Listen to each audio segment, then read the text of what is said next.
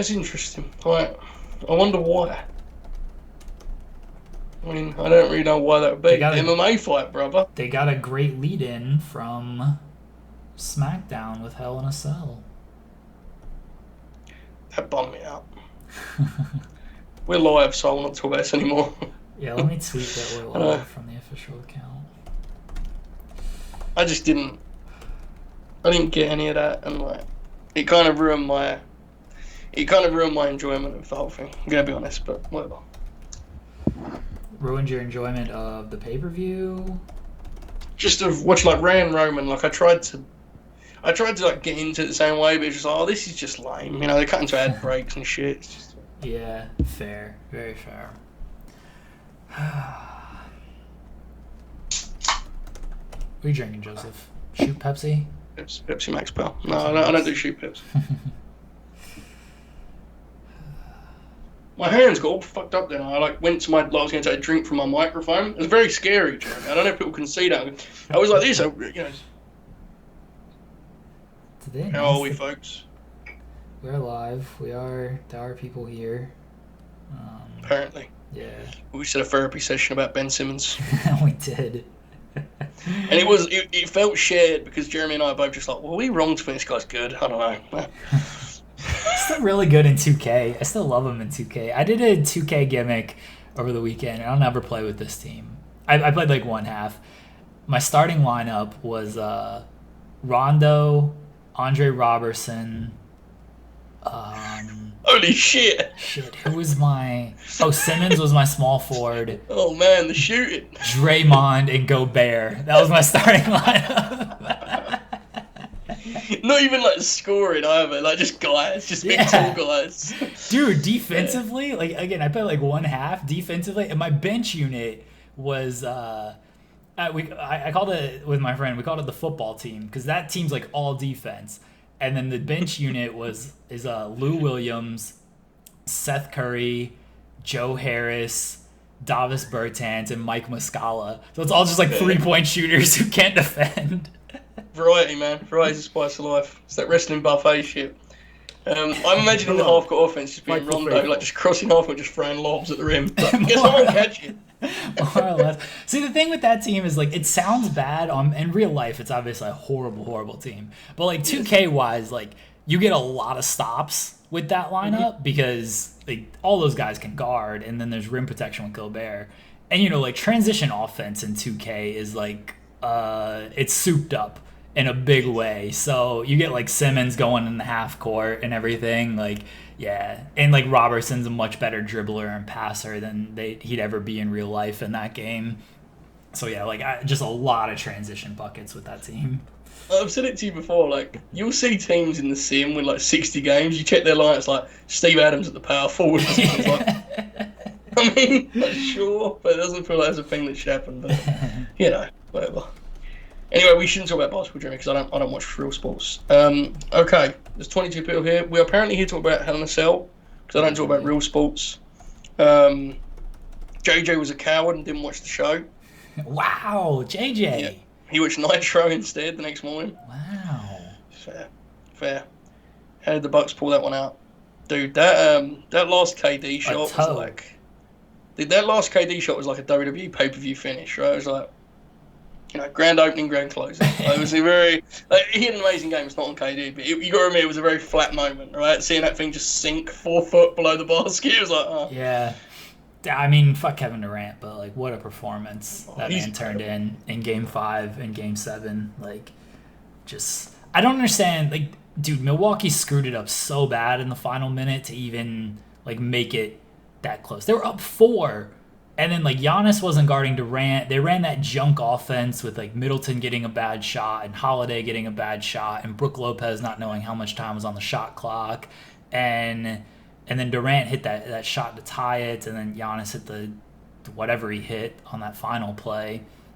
That final minute, they kind of deserved to lose from that final minute. And overtime was just, everyone was gassed. Final score in overtime was 4-2. 4-2. I know, yeah, it's tough. It's like, I get you want to have the ball in KD's hands every possession, but man, it would have helped if they could just have like one guy. Dude, Joe Harris missing that 3 Like that was about as That's wide fair. open as a Yeah. wide open three could get for like an elite 3-point shooter. Where's baseball is best? There we go. Calling Joe Harris the greatest 3-point shooter of all time a month Coward. ago. Coward. Listen, we may be losers, but at least our shooters still shot well. Okay, take that. Take that, baseball is best. We were missing our second best player too. He was on the court, but he wasn't there. Anyway, I felt bad for James Harden, bro. I did. I can't even like I legit can't even like dunk on James Harden. Like it's fun to be like look at him in another elimination game, but like that dude is playing with one hamstring, like one leg. Credit to him for even being out there. I mean, fuck his bitter comments about Giannis after the game, but credit to him. Oh yeah, he was so bitter about the Giannis stuff. They like legitimately don't like each other. I know. Yeah. There's a weird.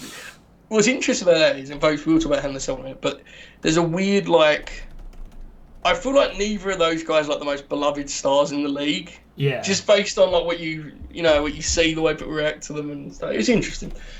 Nonetheless, we're about to talk about Hell in a Cell. To set the scene, folks, I watched this after watching the Sixers lose a Game 7. I was in a weird sort of state of hollow, just sort of emptiness. But we will talk about the show, and I want to be clear up front. You're not here to see rants and sort of anger and the Fed dead stuff. I had fun watching the show. I needed it after the Sixers. I thought there's some good stuff on here. We'll try our best to review it. Jeremy, you haven't reviewed this show yet, correct? No, correct? I've not. Yeah. I barely tweeted about it, Joseph. Oh my god, you protected the business. Yeah. I didn't this time. I tweeted. I needed to cleanse my timeline. Okay, I guess we should get started. Let me tweet a link. So we can get some casual Bianca Belair Bailey fans in here. I get the sense, Jeremy, and I was, you know this, I was off social because I was trying to watch Unspoiled. I get the sense this has been somewhat, like, divisive.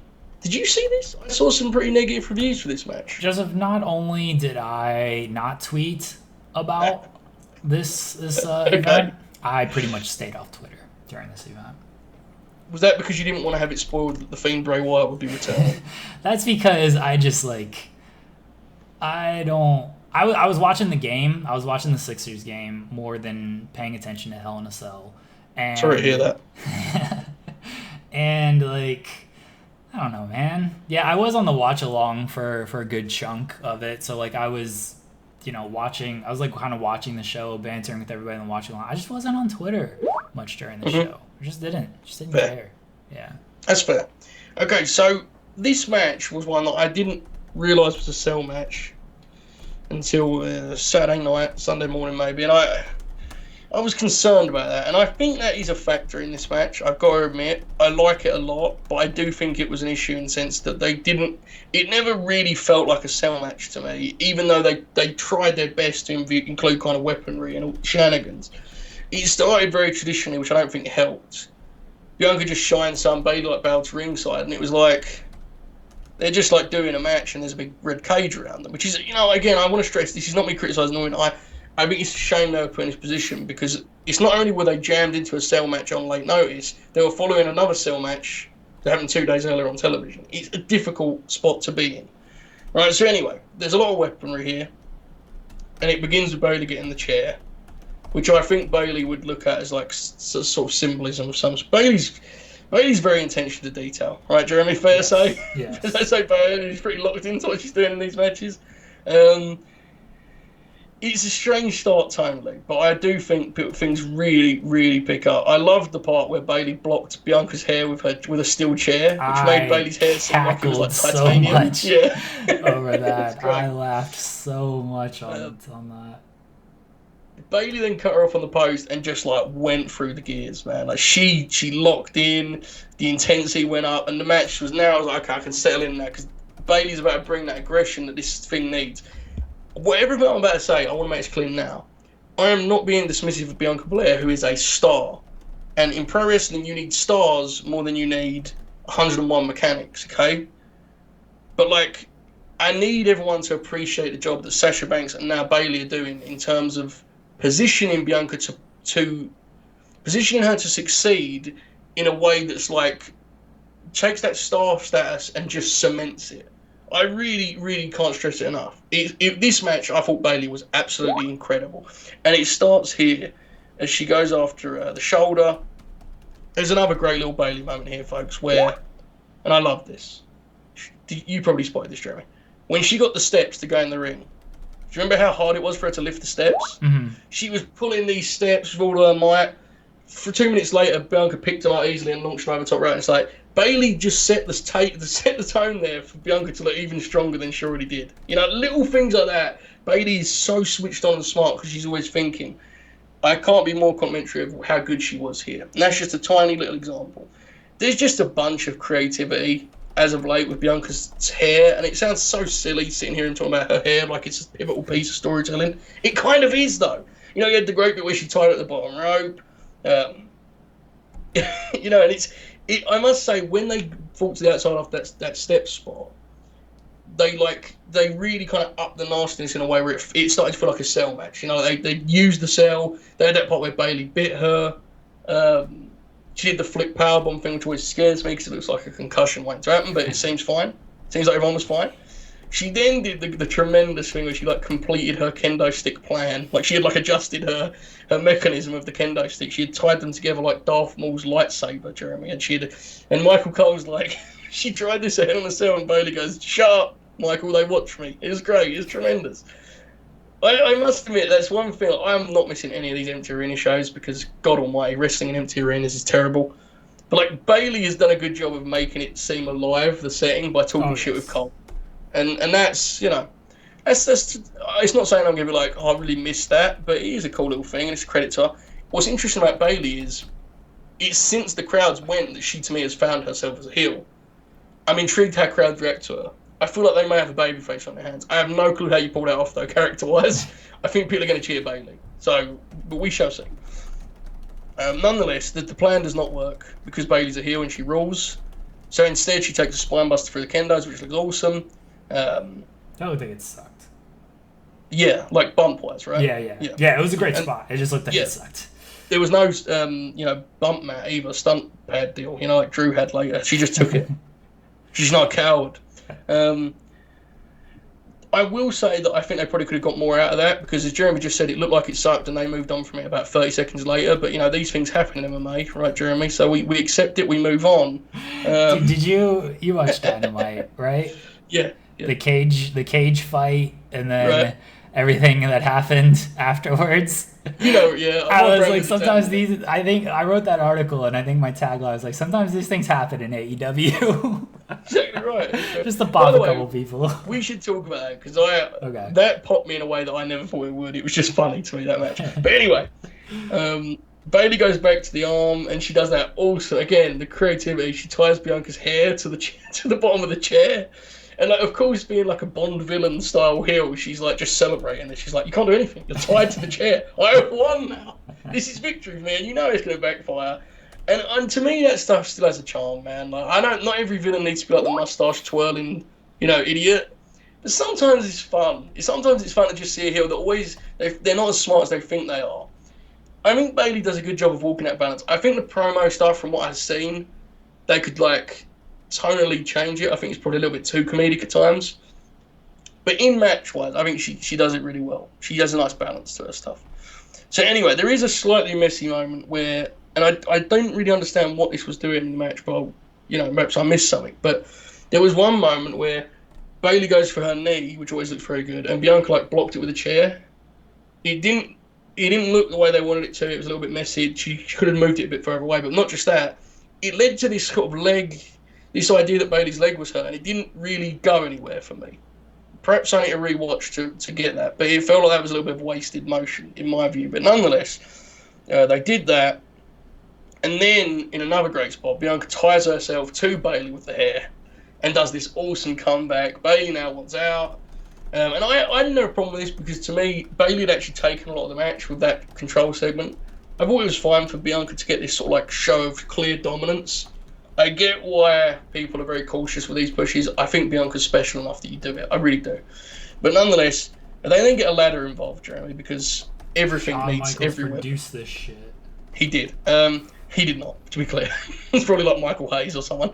Bayley gets the ladder, she's back in control. I felt this was a little bit overkill. I'm not going to pretend otherwise. I think sometimes you can go a little bit deep into the weapon bay, but nonetheless, they did it.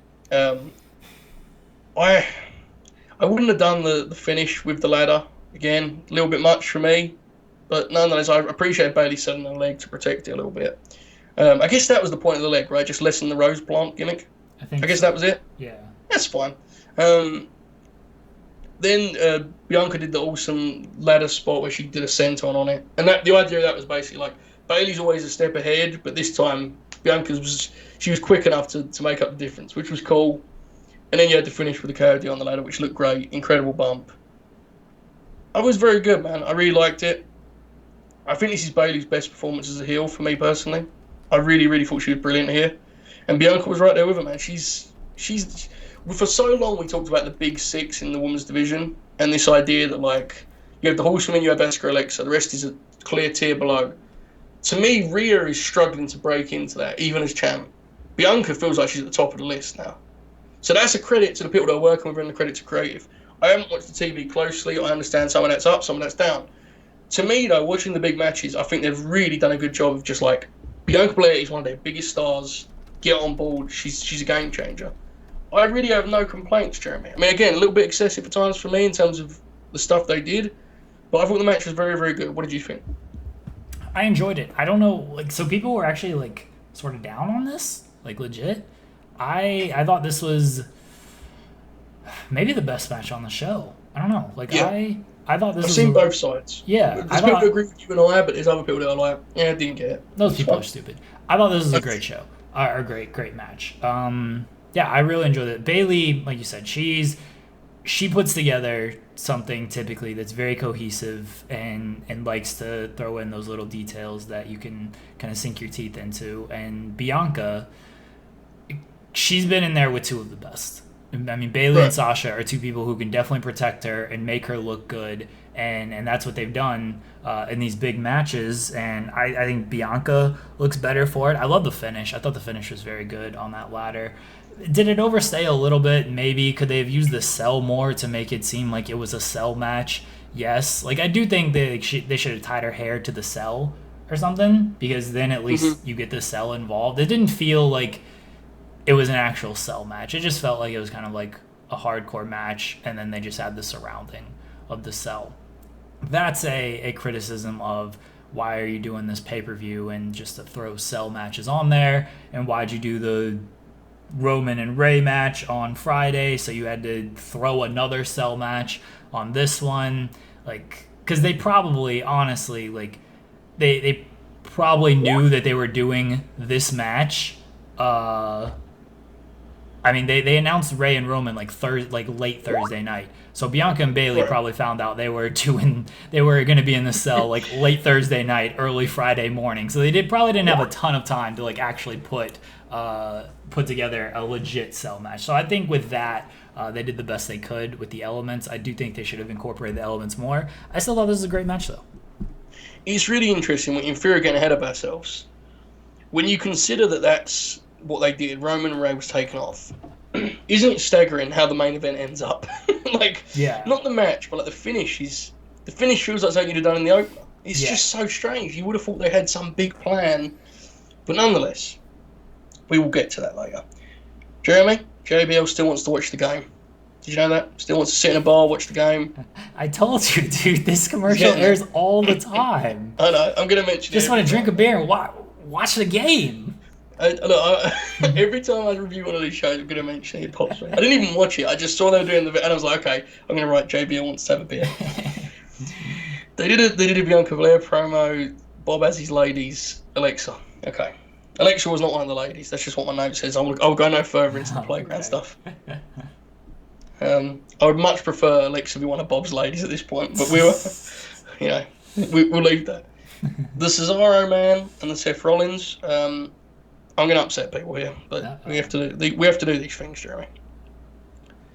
If WrestleMania was my idea of like an ideal Seth Rollins showing, this one felt like he had sort of purposely taken all of the parts I dislike about Seth Rollins and said, here's 17 minutes of it, Joe. Enjoy yourself.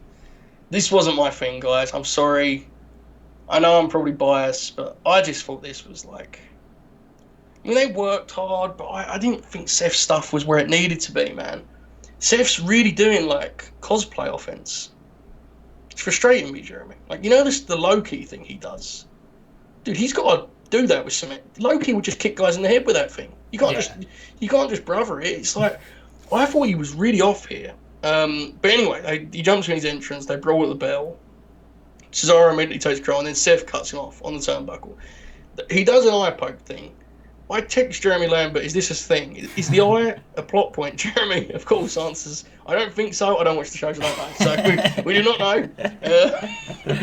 We do not know. I guess we'll never find out unless the chat helps us. It was a thing. It was a creative idea. I'm for it. I'm for using the eye. It's, it's different, right? Like, I'll probably remember it for a couple of days. So anyway, they do this. And then they do like this strength spot where Cesaro does the suplex, and they work back, and I don't want to see this guy do these heat segments anymore, Jeremy. I've had enough. He doesn't do anything. He has no ideas what to do. Do something, man. Can you go through the gears a little bit? Bailey just did it perfectly. Can you just give me something? Rather than just walking around and talking, it's unbearable. It frustrates me. It's all very hollow. I text Jeremy at this point, as I said. Cesaro makes a comeback and takes off the glove, which felt like a Jeremy Lambert tribute spot. I was on the watch along. I had such a good over-the-top reaction to this. Yep. Just so good. People are like, what is happening?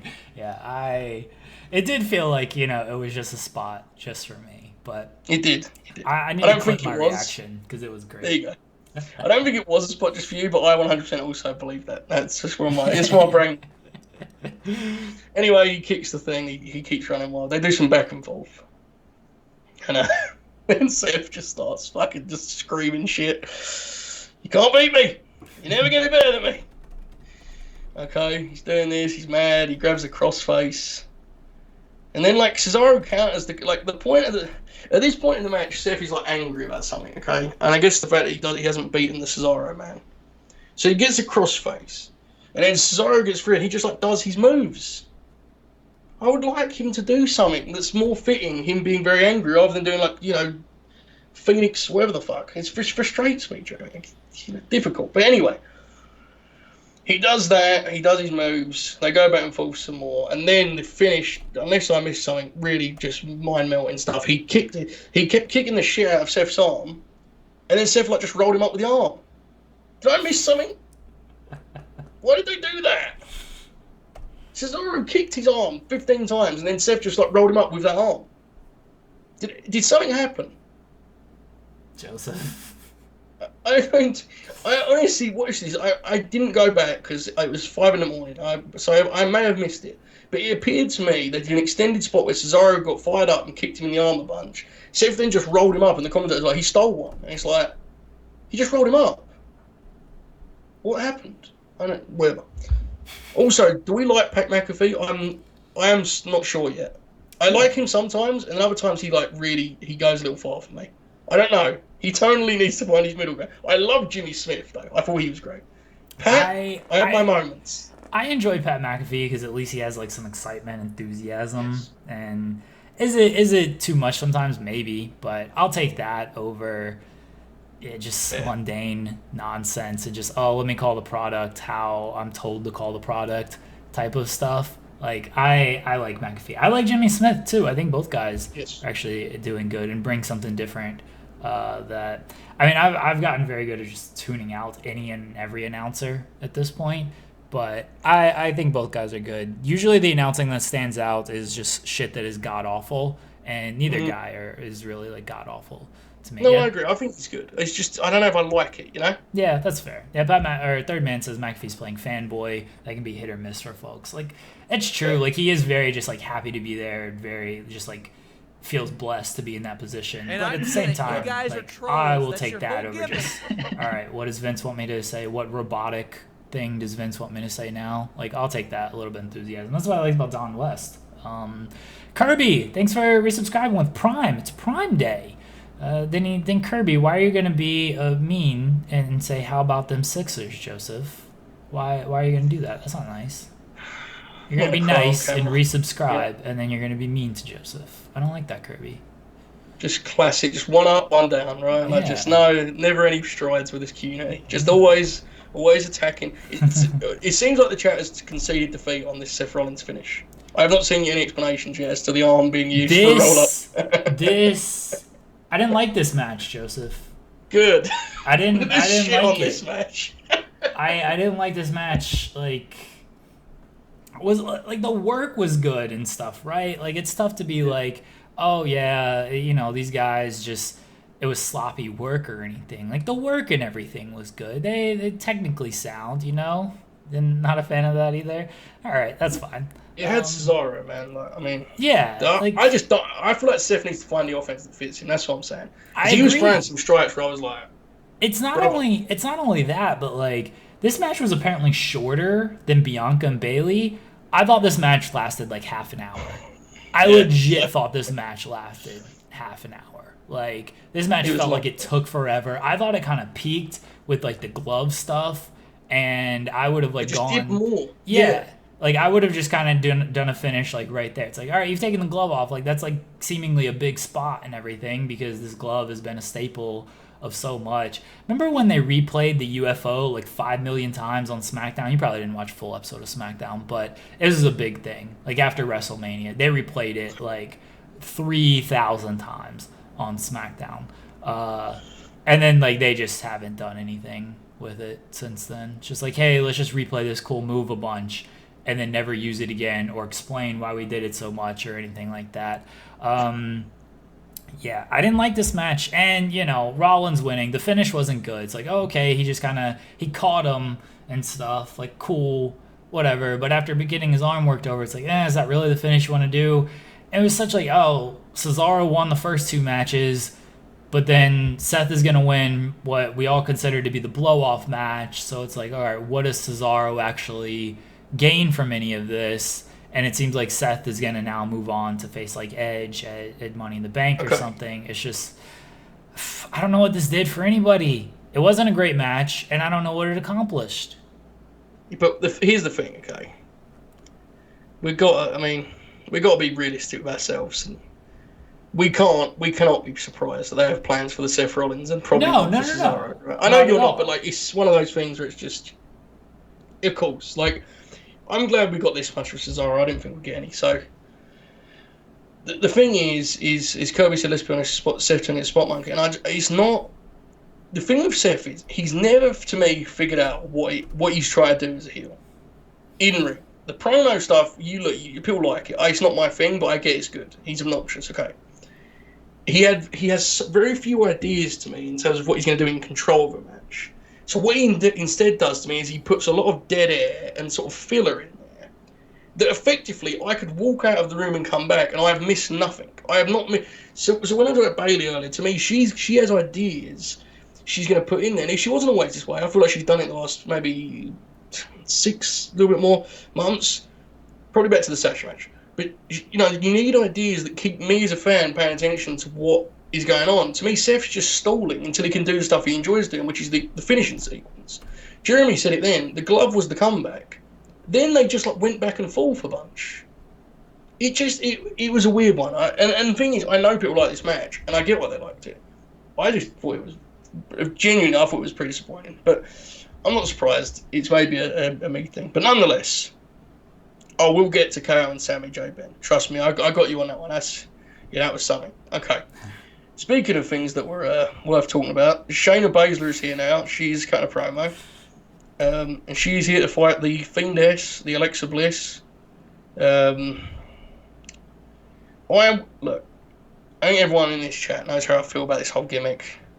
My frustrations were only accelerated and enhanced by seeing Alexa do stuff and being like, man, she's got better at shit, and it's frustrating that she's doing this gimmick to show it. It's really disappointing to me, but we'll do the match anyway. So, Reginald did a distract. Is Alexa the babyface? It seems like Alexa's the babyface, right? Like, in this feud, she's the babyface. Okay. Sure. Because Reginald does a distraction spot. and Elena. She wasn't in this match. I know who that is. Shayna takes control, and Alexa's doing the thing where she's laughing at everything, and like, the match portion is to me is like harmless. I don't even think it was terrible. She's doing that weird crawl thing she does now, which I assume is like their new thing that they're going to post 101 pictures of. She does that. She throws a cool forearm. She kicks her a couple of times. She scares Reginald. And then Shayna jumps her again and she laughs again. They then do this stuff on the arm. And at this point, I get very sad. Because I remember my peer, the Wade Keller man, once saying, Jeremy, man, Alexa turns babyface. Her and Shayna could do some cool shit, you know. You know, like limb manipulation, Alexa working from underneath against like a tough, gritty heel.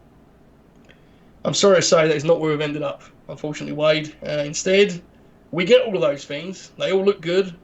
Alexa's arm's really cool and bends in many different ways. Shayna's awesome at bending said arms. I like Wade, Joel Pearl. I just don't like his hiring practices. She's bending the arm. It looks all good. I'm all for it. But at the end of the day, you're operating within a scenario that just isn't redeemable. And I get that Alexa's polarizing and she's divisive. I'm sorry, man. I don't see how you can put this one on her. She's trying, Jeremy. Boy, is she trying. Not just with her quality of work, but she's also doing this like weird character. She's trying to make her offense match the character. No one even knows what the character is, including her. We don't know what her powers are. We don't know anything. She's just spooky woman. So, fair. Good point, Joel. But here's the thing, okay? That'll pop you, Jeremy. So, there's something with these two. We're never going to see it in this scenario. And I'm not going to shit on the match because I thought they both tried their best with what was effectively impossible. And if you don't believe me, in the end, she hypnotizes Shayna. She does a DDT. And then they do something. They go back and forth again. And then she hypnotizes Shayna. Takes control of Shayna and makes her slap Reginald. It's a real thing that happened. Shayna then goes to choke. She does the Sister Abigail DDT. Twisted Bliss, which I would probably get rid of, considering what the character is now. But nonetheless, she does that. She's finished. She wins. I'm sure there's an audience for this stuff. I think when I look at this division and where it's at, I think it's a genuinely an embarrassing waste of resources to do this with Alexa and Shayna. I say Alexa because we all agree the Shayna stuff is disgraceful, right? We agree it's not right. Shayna shouldn't be doing this stuff. We get that. But the truth is, guys, this is where she's at. She's been this is not a case of Alexa killing Shayna Baszler. It's a case of them steadily taking away what she was. And I'm not here to whine about it because I wasn't a big fan of her as NXT champ anyway. But this isn't a recency thing, right, Jeremy? As women's tag champ, she got beat regularly. She's not a badass. She's not a killer. She's just a woman on the roster. Yeah. In Alexa, you have someone that is like a top act, somewhat of an attraction, someone that she has her audience, and you got two divisions to me that lack players that can do that, and you've got her in this gimmick, which is so limiting. I think it's so puzzling. I'm obviously, biased because I'm a fan. I don't like seeing someone that I want to enjoy being like an absolute punching bag for WWE Creative. But that's where we're at. I think Alexa and Shayna deserve credit for just embracing it and trying their best. I thought the match part was fine. It's not about the match though, is it, Jeremy? That's not the problem here. It's about what they're trying to achieve, and you're doing hypnotic, all this bullshit. It's hard, man. It's very difficult. I hated this, Joseph. I hated it because I wanted to be dumber. If you're gonna do this shit, if you're gonna do all this spooky shit, and you're in the Thunderdome, and we saw the match with Alexa and Randy where lights are dropping and fires going up, and part of this feud was Shayna running backstage and she's the mirror where only she can see Lily.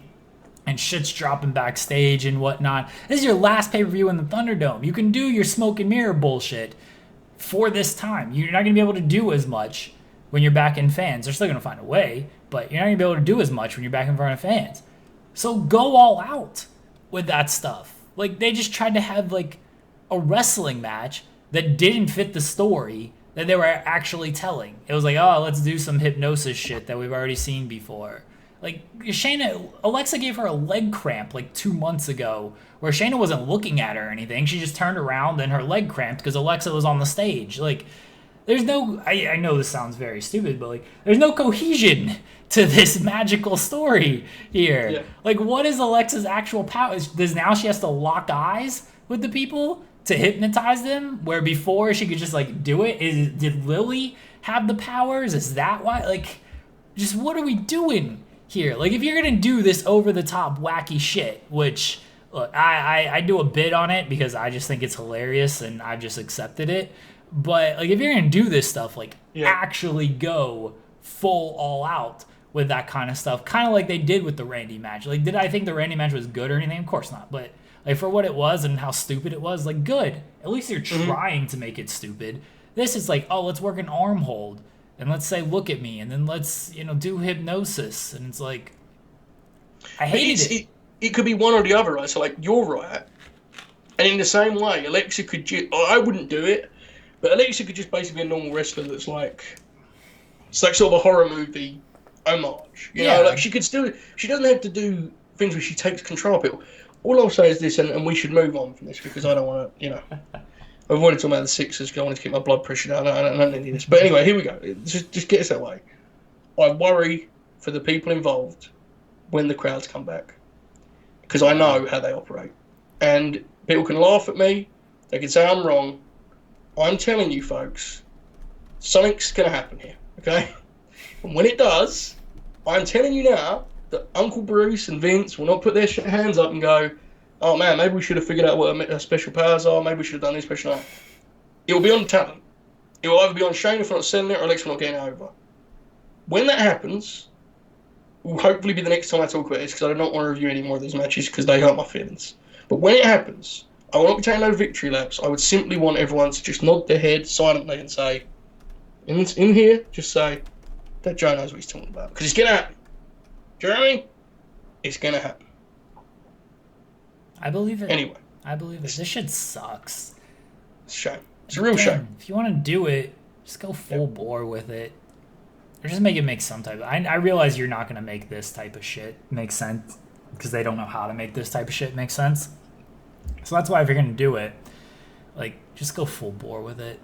I think Alexa's done great.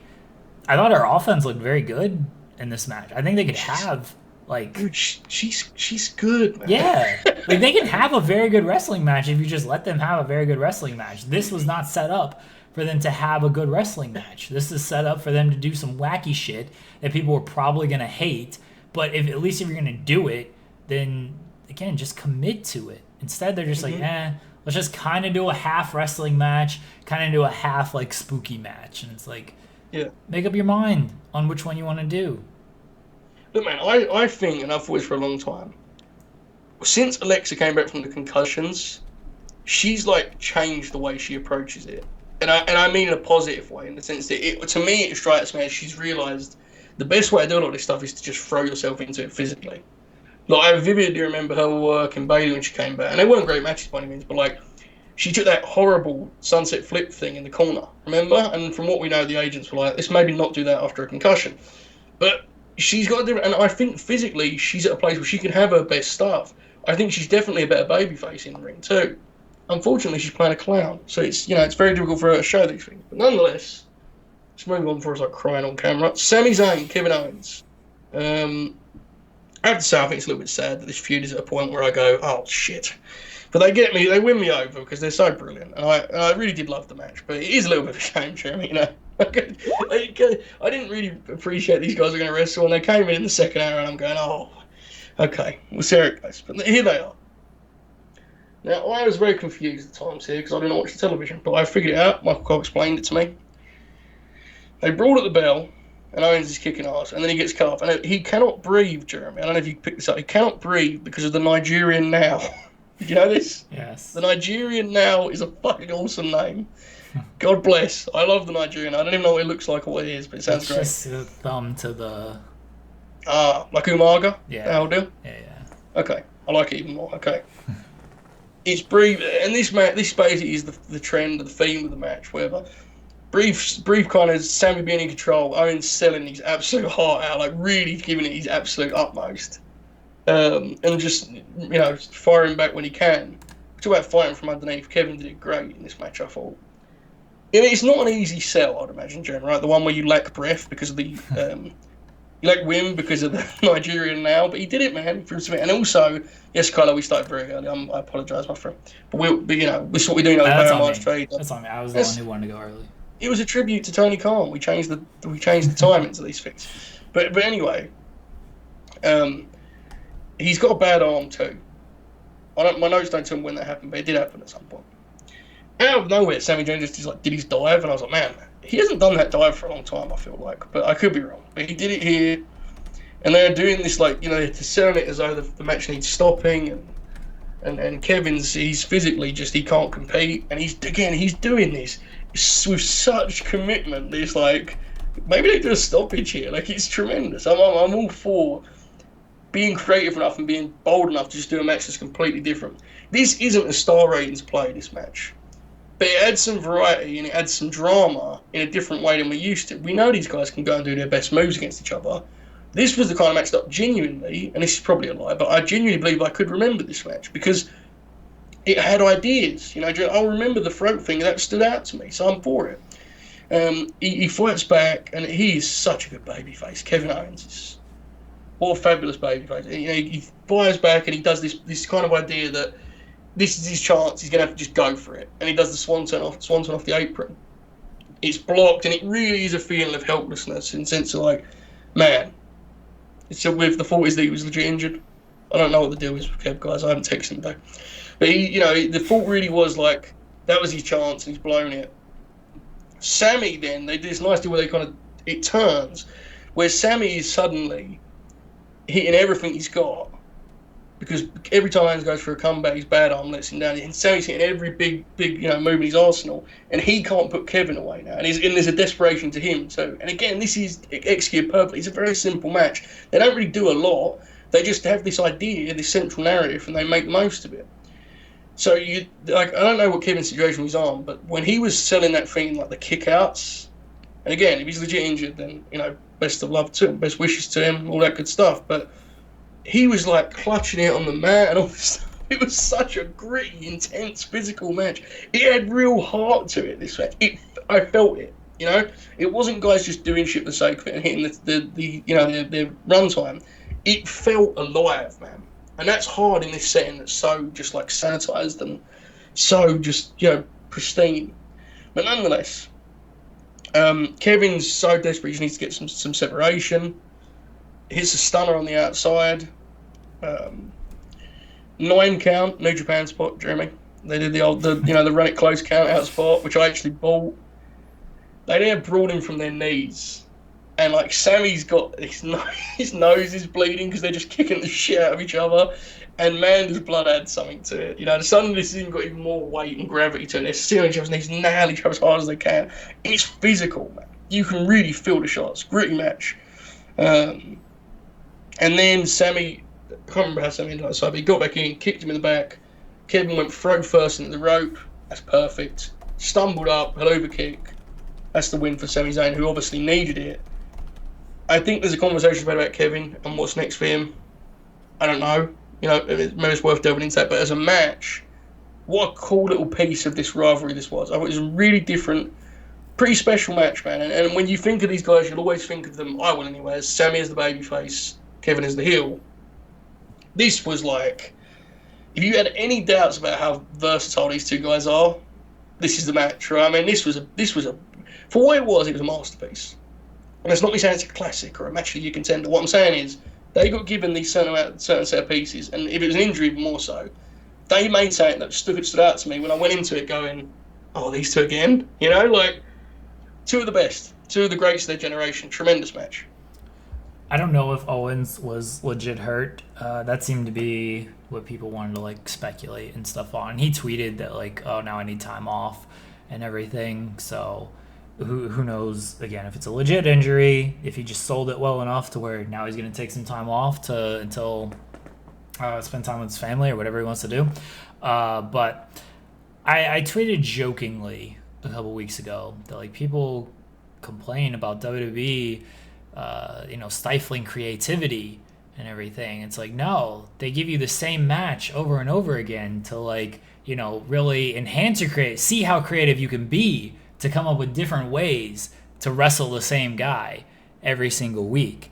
And like, that's kind of what I feel like here. And this just proves just how good Owens and Zayn are. Like, they've done this match a million times. They just did it at Mania. I've done it in multi-man matches since then and everything. Did they do it at WrestleMania Backlash? Regardless. I don't think so. Okay.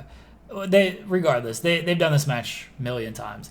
It's like this one felt different from all of them. It just had a different energy, had a different physicality to it. And like credit to these guys for coming up with something different to make a match that we've seen so many times feel fresh. These guys are masters, man. And I don't know what's next for Owens. Like if he's gonna take time off. He's felt like, I think you may have tweeted this show, so I'm probably just stealing your shit. Like he felt like the hottest babyface in the company end of the year and the start of the year with Roman, and now he's just like doing nothing here. And then Sammy, like they're just gonna continue to beat Sammy. That's the thing, is like they know they can just continue to beat him, but he's a heel and he's so good with words that it's like people won't care if he loses a bunch of matches. Like I just don't know what's next for these guys. Like it like that's the unfortunate thing, is like I really enjoyed this match. I had a hard time getting into it because it was just kind of added. It was literally added 2 days before the show, and I have a hard time believing like there's going to be anything good coming out of it. And so I'm just like, it was just a good match, like in a vacuum and as a piece of their rivalry, but as in a piece of WWE. I don't know. It just kind of happened. So this is the thing, and I think it's worth having this conversation. We're not going too long here, so we could do this. But I don't want to say I worry for Kevin Owens, because I don't. He's in a good position. He's one of their top guys. He gets paid well. He's living his dream, right? Good for him. I do somewhat, in terms of his window to be what I think he can be. It feels increasingly close, which frustrates me as a fan. And he's had a great run, and he has a lot to be proud of. He's had a Hall of Fame WWE career. It's felt to me that on a couple of occasions he could have been the top babyface for real, not just in our hearts. I got the sense he could have been really crowned that way, had a coronation of sorts. It doesn't feel like that's coming to me anymore. And there's no shame in that, right? He's been a world champ. He's won all of the belts. He's had a great run. I feel like there's a vacancy for top babyface, though. And I must admit, it does bum me out a little bit that I get the sense he's not even like... To me, he's not even like a candidate for that. And that, I think, is genuinely unfair. I really do. And I'm sure he's having fun. He's wrestling some of his best friends. He's, making the best money of his life. It's just... When I look at that roster, it's like, I think Big E's the guy. I've said this for the longest, as a babyface. As far as the guys that have already been around at that level, to me, Kevin's always been the best option. I think he's the one that's most organically over. I think people love Kevin Owens and always wanted to cheer him. It really feels like the Roman feud, when we look in the wider perspective, it feels like it's probably like the last time we're going to get to a position where it's like Kevin can be that guy. The follow-up has not been terrible. I'm not going to pretend it has. He's had, Sami Zayn matches, which I'm sure he's fine with, but it feels now again, Jeremy, like he's firmly in that tier below, right? To me, anyway. It feels like he's firmly in that, like, he could win the IC title. That's cool. I'm for that. Like, I love Kevin Owens, but I just feel like there's money left on the table with him. That's the only thing. And again, there's 99% of the roster is in a worse position than him. So I'm not trying to be dramatic or leave the, I'm just saying, as a fan, it's like, feels like there's something to be done here with him as a top babyface. I don't think we're ever going to see that, which is a shame. My thought is that, I could see him potentially going to like NXT, because he clearly loves just being with his family and everything. Yeah. And NXT, I don't know when they're going to travel, if they're going to travel, type things like that. So he can remain in Florida for the majority of the time. He obviously has a good relationship with Triple H. He'll feel very much like Balor down there, where refreshed, re-energized, and he'll feel like a big deal on that roster, and he'll bring something different to that roster as well. Like, swap Owens and Cross. Just swap Owens and Cross. Do that trade. The thing is, you'd have to swap. It would have to be Finn, because otherwise it's literally 2015 NXT. It's fine. Good. 2015 yeah, NXT was cool. Maybe. I don't know. Finn, they're not going to do anything with on the main roster. At least Finn can continue problem, to be. Right? It's like, before long, we're going to be sitting here going in circles, going, well, maybe Baron Corbin goes back to NXT. It's like, they're going to have to just push some of these. It's difficult. I don't know. I get you though. I do. I think there's a chance it happens too. I think he would like that. You know, we're not trying to read minds here, but I think he's talked about NXT before. We'll see. Either way, I wish him well in his absence, whether he's healthy, hurt, all that stuff. I hope he takes rest. He's worked very hard. He's had a great year performance-wise. You know, I don't know if he's waiting on my approval in that sense, but he's had a great year. Kevin, have you DM'd him? Have you DM'd him? And be like, no, hey. I just text him. I just text him. I don't need to DM. Guys that I'm friends with, I don't need to. Yeah. Gotcha. Okay. Okay. Speaking of people that I'm friends with, Charlotte Flair is out here next. She's taking on Rhea Ripley, folks. Okay, I like this match. Charlotte is an interesting wrestler now, Jeremy. I get the sense. Before I go any further, let me say I love the Andrade man, but I get the sense that as an old school fella, Andrade has instilled a certain mentality in the Queen Charlotte Flair. And what I mean by that is Charlotte now seemingly wrestles as though she's in a Japanese dojo circa 1985, in which if you don't bring the fire, she will just kick the shit out of you. And frankly, this is not me bearing it. I'm kind of for it. However, I do have to watch her matches through a different lens in that regard. This story they're telling is some insane shit, by the way. It is out there. It's as wacky as I thought it was. Now, so Flair, pre-match Flair jumps up. And the idea is she's baiting her in, right? She's the vet. She baits her in, she tries to steal a roll up, and she does a big boot, and she's like, lesson number one. Lesson? They say, oh, here we go. The more subtle storytelling here from the Queen. So she does that, and Rhea's 500 bits, J Ben, top man. A class act, the J Ben. Yes. Good pal. We appreciate it, pal. So Rhea's all fired up. And she strikes for a little bit, and then Charlotte just grabs a hold. She's shouting a lot. It's not very fun. Then she goes after a leg, and okay, now I can now sink my teeth in saying she's going after a leg. Rhea makes a comeback that kind of looks like shit. Rhea was good in this match. I think she's finding her way. Her strikes are still not quite snapping in the way that I recall them snapping before main roster. I don't know what that is, if that's a rhythm thing or a confidence thing. Just a little bit loose. She has her moments, but I thought she was good here other than that. It's just a small thing. Anyway, her miss with dropkick looks awesome, which is always a cool move. Big, she's bigger than a lot of the women, looks great. She does that submission thing, which is also very cool. Charlotte then does, and this by the way has become a big problem in wrestling. I have to point this out. She does the natural selection. She does one of those weird pins where in the match she's supposed to put her foot on the ropes. She ends up leaving the pin so far to put her foot on the ropes that it looks so good for you. She's maybe just don't put your foot on it. Maybe just it doesn't have to be exactly as we assumed it would be. Stuff like that really it irks me with Charlotte because I'm waiting for her to just cut out of her game because she has so many natural tools, and she's sometimes to me she's so on the nose for her stuff. And a good example of that in this one. She did that she wanted to do Andrade's moves, right, Jeremy? Which is fine. Andrade has very cool moves. Yes. So she's gonna do the moonsault where he lands and then just does the moonsault off his feet, which is awesome, and the elbow. Yeah. Could someone maybe we do them 5 minutes apart? Maybe we don't do them one after the other. Can we not? What's she gonna next? Is finish? Can we space stuff a little bit? Does everything have to be so on the nose that can be clicked into a GIF and explained to a child? Can we let things breathe? Let things just be themselves for a moment. Don't everything has to be so here is the Andrade tribute spot. Clip it. It's 30 seconds, Jeremy. That's all. That's just. I don't like the moonsault. Right. Moonsault. I don't think it looks good. Yes. I get you in the sense that it's it's goofy that he does it in every match. I think it looks cool though. I think you're being, you're being a little bit cranky with that one. Fair. But I get you. Maybe I never minded it like when Andrade did it. It didn't look right when Charlotte did it. Well, yeah, I mean, it's not. Come on, we're talking like, look, Charlotte is a revered professional wrestler. Andrade, I believe, turned pro at 13 years old.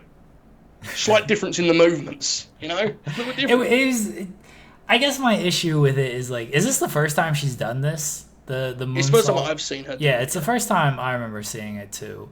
It just looked like it was a thing. Like, I think her back elbow looks fine. The thing that, you know, the back elbow that he does, that she now does. This looked like something that it was just so clear, like you said, like an Andrade tribute thing, that it doesn't look like it was like fully polished or anything. And she's like, maybe just, you know, you don't have to give him like this little. We get it. It's just sometimes I find her stuff, it lacks like she's doing the stuff that she believes she's used against. Yeah, we didn't see that. Yeah. She's doing the stuff like because it's the right thing to do and the agents know, and she gets it, but it doesn't feel right always to me. Again, I want to be clear about this because I know it sounds like I'm being an arsehole, but I actually liked the match a lot. I thought she was good in the match.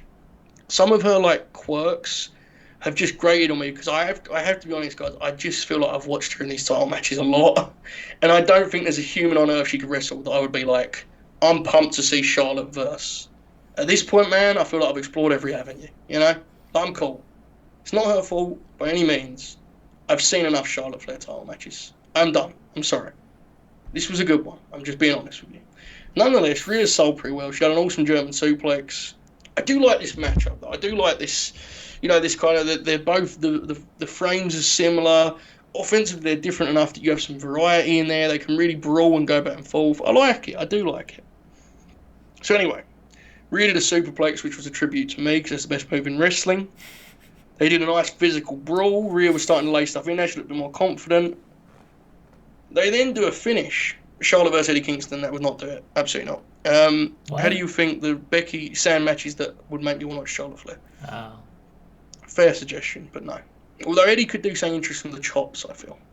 How do you think the Becky-Rhea feud is going to go, brutal for Rhea promo-wise? I mean, yeah, Rhea's not. She's not Ric Flair on the line. Are we getting a Becky and Rhea feud? I don't think we're getting that feud. The question is, Joey, does Becky Lynch, does she want it bad enough? Kind of seems like she doesn't want it bad enough, you know? I mean, I've been speculating on her return for 6 months. Does she just not want it bad enough, Jeremy? What do you think? Does she want to be a fucking WWE superstar? Right, exactly.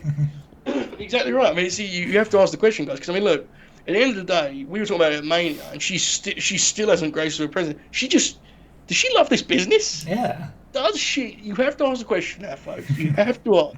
Does she love this business? Or does she simply like it? Because Seth Rollins seems to love the business. So, we'll see, folks. I don't speculate, but we're joking, guys. I think you'll get the feud at some point. It'll be good. I just love that want it bad enough stuff. It's so fucking good. So good. I saw a Sixers fan being like, granted, Simmons was terrible. Yes, Doc Rivers has got problems, but does Joel Embiid want it bad enough? And was doing it unironically, and I was like, oh, that's a classic. But anyway. Of course they fucking want it bad enough. Anyway.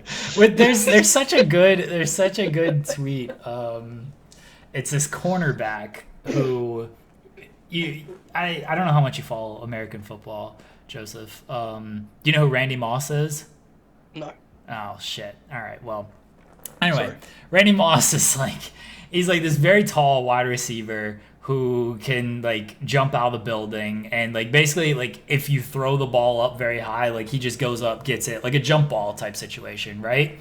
And they call it like mossing people. Like he'd jump over like 3-4 defenders and just like get the ball over these guys. Insane athlete. So there's this picture of like there's this video. He's just mossing this dude. Like there's just one dude and like it looks like the cornerback is ready to catch the ball over him. Moss just like out jumps him, takes it from him, and the caption was like, Randy Moss just wanted the ball more. And the cornerback responded is like, he had like 400, not this many, but he's like, he had like 200 career touchdowns. I had 0 interceptions. I promise you, I wanted the ball just as much. He was just better than me. So I could go out there and want it. It's not going to help me much, you know? Like That's a sports Twitter thing that pops during the night. We like the Becky Lynch. We hope she's back when she's ready to be back. Of course. Please don't get mad. Anyway, but Jeremy, does she want it better? Anyway, so they do this thing where the whole match has been about Charlotte being the veteran, but then like Rhea outsmarts her finally and hits her finish, and I'm like, oh, good finish. Instead, they do the foot on the ropes, and then Charlotte just goes back to the leg. She does the figure four. Rhea rolls to ringside. I always like that spot. It's cool. And then she uses the announce desk, which if you're going to do a DQ, get your money's worth, God damn it. You know? Not the announce desk. Goodness gracious. The announce desk gets used in like every match. Exactly. Randy would get disqualified in every single match. But anyway, she does that. DQ. They brawl a little bit. Rhea stands tall. And then Charlotte is like, you're learning. You are learning. And then Rhea's like, I got you would have done it to me, Queenie. And I was like, this is good stuff. Not great. It's not great. The story they're telling is awful, but they had a good match. I like the match. I don't know about you, Jeremy. What did you think? It was good. The ending was stupid. This story sucks. I don't like either of these people. I guess that's the point, is they're both heels, right? Yeah, and we get saved. The Fiendess is going to save us. That's the idea. Yes, incredible. I don't know, man. Sure. I really like I Rhea. think It's a bummer I don't care about Rhea already. I think Charlotte takes the title and Becky comes back and feuds with Charlotte. That's my guess. Sorry to hear that. Yeah, very, very, very sorry to hear that. Speaking of matches I don't need to see anymore, there's one of them. Okay. The Becky thing's interesting in that regard because it's like the obvious match is Bianca, who's a babyface, right? Everyone else, if it was I've seen them wrestle. Yeah. So, I don't know. Anyway, maybe we'll find out soon what they're going to do. Main event. Big Van, Bob, and Drew. I like Bob's entrance thing. He did this at Mania. Does he do this every time now where they show like a video patch of him killing guys? Yeah. Sometimes like how much lightning they use is different, but they do that little video package. They've been doing that for a while. It's very good. That's tremendous. Okay, I'm for the lightning varying depending on the big show or not. Okay. Drew is here. He has his sword. They stare down and they. This match was kind of. I like this match. It was interesting. It didn't go the way I expected it to. Jeremy's I have a question. Oh no. Yes. It's a no DQ match. Yeah. Why didn't Drew just simply bring the sword into the cell? Okay, Bob. Speaking of guys that don't want it bad enough, Bob O'Neill.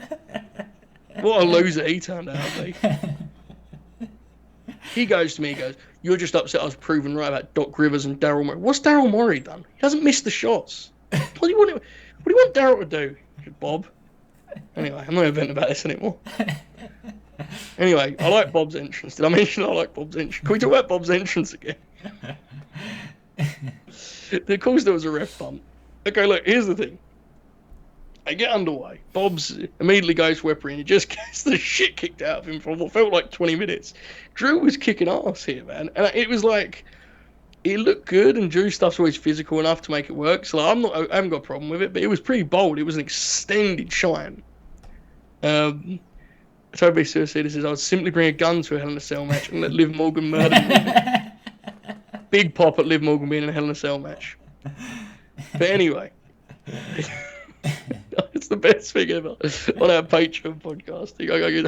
I go to him. Who do you say it most to? It's Liv Morgan. Without like a bead of sweat, bro. This is what led to the intervention. I know. This is what led to the intervention. It's just so funny. It popped me so much. Why but anyway, is Naz Mohammed representing OKC at the lottery tomorrow? I feel like that's not a good sign. That's some process shit. I'm all for it. But anyway, Bob takes a suplex into the cage, which nearly killed him. Bob bumped his ass off in this match. He tried so hard to make this portion work, and I think he did it. Him and Drew, Toby Conan, good stuff, Toby Cecina. Him and not Conan, stop. Him and Drew did a really good job of combining to make this extended shine pretty fun to watch because it was so damn physical and intense. I liked it a lot. Drew got the steps involved. He's dominating. All of it looks good. And then MVP passes his Kane gimmick through. and Bob cuts him off and goes to work, right? But it's very short because he cuts him off and then Drew just fires back again and he hits the Sheamus's move on the steps. I don't know what it's called. The Finley used to do it too. Right? White noise, yeah. It's called? Classic. White noise, baby. That's it. There you go. But it's a short-lived kind of, retort shout out because to pale people, Joseph. There you go. Thank you then in that case, Drew. But the throat is a target, which I wouldn't have done on this show because Kevin Owens just sold it for 25 minutes. But, these things happen in MMA, as we've said, Jeremy. Repetition happens in all of wrestling. That's my point. But nonetheless, Drew is still beating him up, and then he gets like 400 chairs and just uses them to beat him up more. Bob catches him, gets the hurt lock, and just gets beaten up again. And I'm like, man, see, here's the thing with this stuff is, if I'm like a kid that likes Drew McIntyre, this is very fun. Okay? As adult man making notes, I was like, oh man, there's no way Drew's winning this match. Like he hardly took a move in the first 15 minutes of this thing. I was like, this is a lock, this result. But that's not a criticism, that's just where I'm at as a dork. Anyway, he's got the chairs, we've got all this stuff. Then there's this really cool deal where Bob turns around and by just trapping Drew's head against the cage and just being like, die! just grabs the stairs, just launches them into Drew's head for 2 minutes. It's great. It's really fun. And they do the Usos style spot, the New Day one, where they use the kendos to trap him in, and Bob goes to it body shots. Because if I had a man defenseless, I would always go to the body, weaken him, Jeremy. You know that, right? You wouldn't punch him in the face. If you were Bob Lashley, you would simply throw a couple liver shots and soften him up. So. Yeah, money in the bank. It was great. There you go, Teddy Atlas. It was great stuff. I liked it a lot. Bob was really locked in here, and Drew doesn't miss on pay-per-view, right? He works so hard. Yeah. So I honestly have no negative to say about the guy's work. I thought it was very good. And then they brought in, they did ref bump, and now here we go, shenanigans. So this immediately everyone knows, okay, the cell's getting unlocked, MVP's getting in. That's fine. And it was good camera work on the MVP pulling the ref on the Claymore, because even though I knew it was coming, it was like, that's why it works. At this point, the match kind of lost me though, because then Drew brought MVP and Claymore, which is that's what you do as a babyface. You should be up the manager. We get that. Then they did the hurt lock. They went through a table on the outside, and then they went back in the ring, and then Bob threw him through the fake table, which had the hand, which was the dumbest shit ever. They got nothing out of it, and he was just like, "Why even do it?" You know? Why didn't they just have a table set up there and go through the table? Bizarre, so bizarre. Why did you need a crash pad on that, and then pull out, and then make it seem like you went through a table? Just if you're gonna do a crash pad, just do the crash pad and then pull the crash pad, and then you make it seem like you just fell straight on the floor. Fine. What was the point of making it seem like you went through the table? Just go through the table.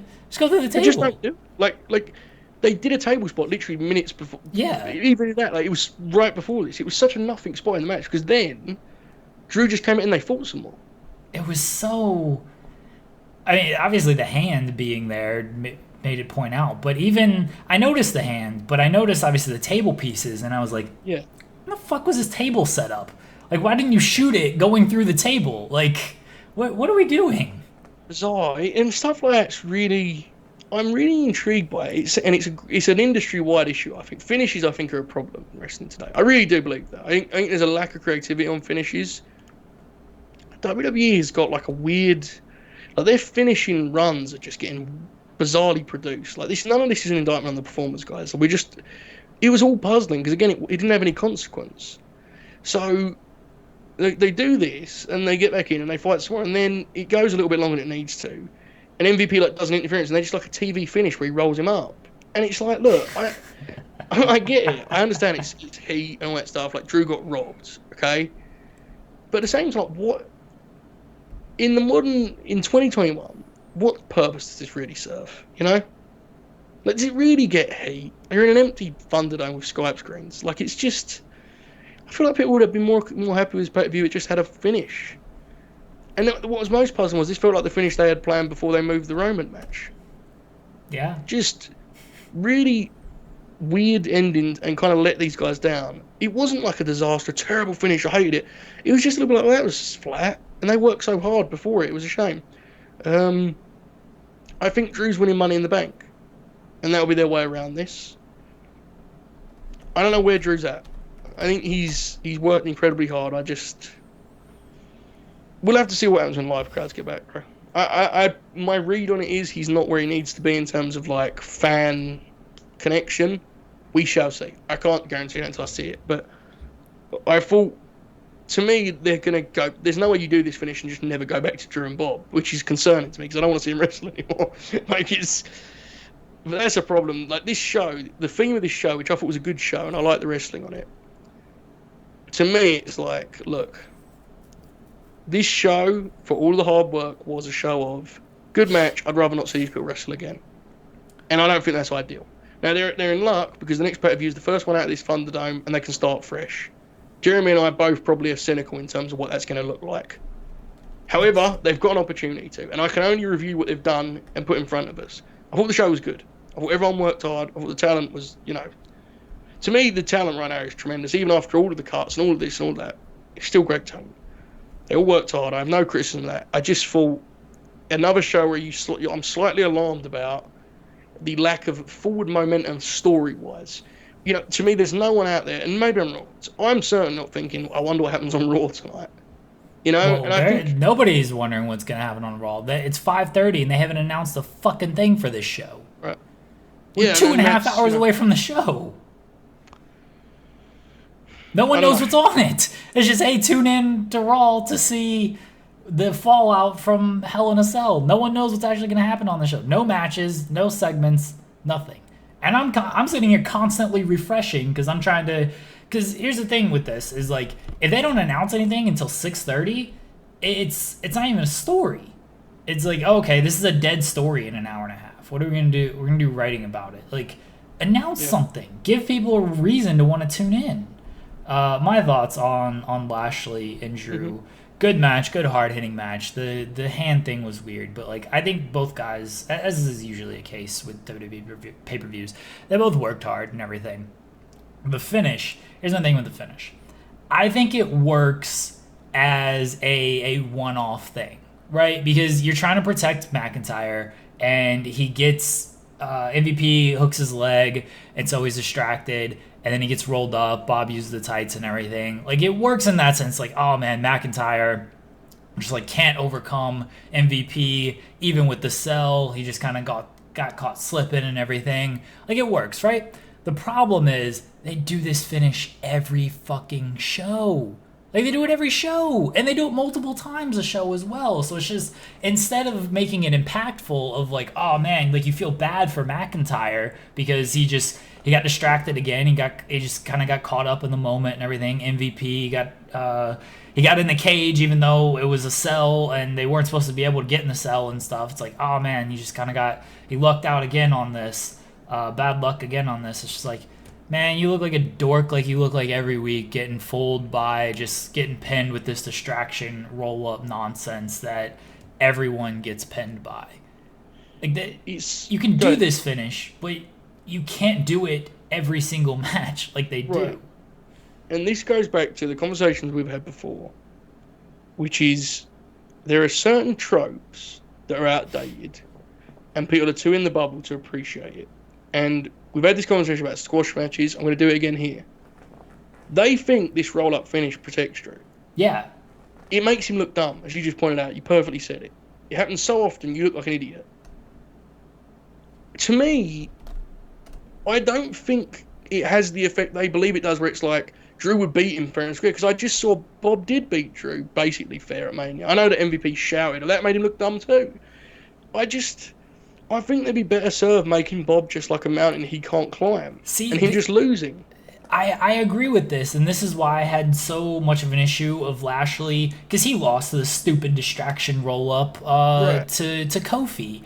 And then he got pinned on Monday. I have no idea how Drew beat him on Monday in that 6-man. Does anybody want to tell me? Was that a distraction roll-up as well? But, like, I agree with you of just, like, man, Drew, he was there. He had him beat Mania. He got quickly thrown off. He still went for the Claymore, but he missed because of that momentary slip where MVP distracted him. This time, MVP got a little bit more involved, hooked his leg. He got pinned with the distraction roll-up and everything. Third man says the Claymore. So apparently he beat him clean in the sixth man. And this is a distraction Claymore. I mean, he still hit him with the Claymore, so I'll give him credit on that. But, like, this is where, like, you don't need to beat Lashley in random six-man tags. You don't need to beat him. Drew hit a 450. You don't need to beat him in random six-man tags, and you don't need to beat him by distraction roll-ups to Kofi. Like, make Lashley that guy of just, like, he just can't overcome this dude. Nobody can overcome this dude. You throw an MVP on top of it, and it's just like, who is going to beat this dude? But because Lashley has seemed somewhat beatable because he's taken these meaningless losses, like, it hurts Lashley as well. And if they would have done this, like, distraction finish on this, is like, oh, man, like, Lashley, this is what he needs to beat Drew, right? It's like he can beat all these guys, no problem, just run through them. But he needed MVP to shout at WrestleMania. He needed MVP to hook his leg here. Like, he just needs this guy to beat Drew. So you do, like, feel bad for Drew. But because Lashley has actually been beatable because he's been distracted, because he has been hit with the Claymore and pinned, it's like, does Lashley, like, need this stuff? Like, you know, he's lost matches. It sucks. I think they've done a good job with Lashley for the better part of a year now, but they just have so many misfires like this that just take me out of this shit.